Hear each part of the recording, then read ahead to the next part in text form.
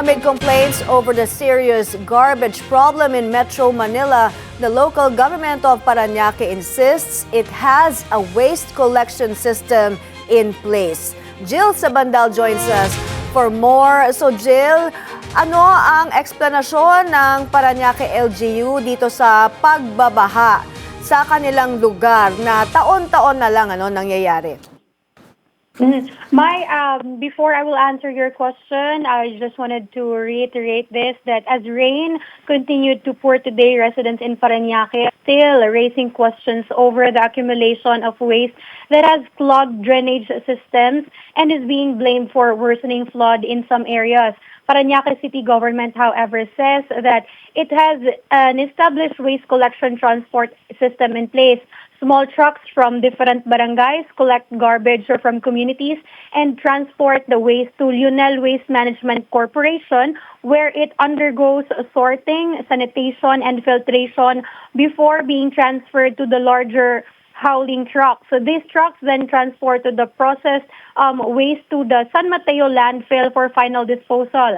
Despite the existing waste management measures, the local government continues to remind residents that proper waste disposal is crucial, especially during the rainy season when improperly discarded garbage can easily end up in drainage system. Parañaque City Mayor Edwin Olivares is also appealing to residents that to take greater responsibility in disposing of their garbage properly and to avoid throwing waste into streets, canals, and drainage areas.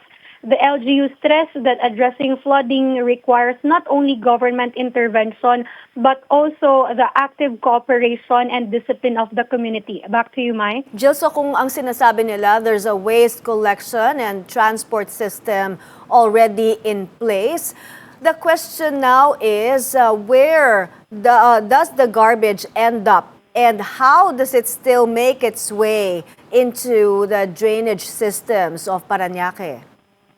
May ayon sa LGU, kay Mayor Edwin Olivares kanina, sinabi niya na kinumpleto naman daw ng sistema nila yung kinokolekta na basura at dinadala sa transfer facility at bago ito ililipat sa San Mateo landfill dahil nga sa sira din ng mga trash barriers galing sa Manila Bay ay kanila itong itatransport muna sa Lionel Waste Management Corp para sa sorting at inaayos din nila yung sistema na yun dahil hindi pwedeng idirekta dun sa landfill habang inaayos pa din yung sistema sa landfill dahil nga sa limpak-limpak or mga toneladang basura na nakukuha galing sa Baclaran at sa iba pang areas ng Metro Manila. May?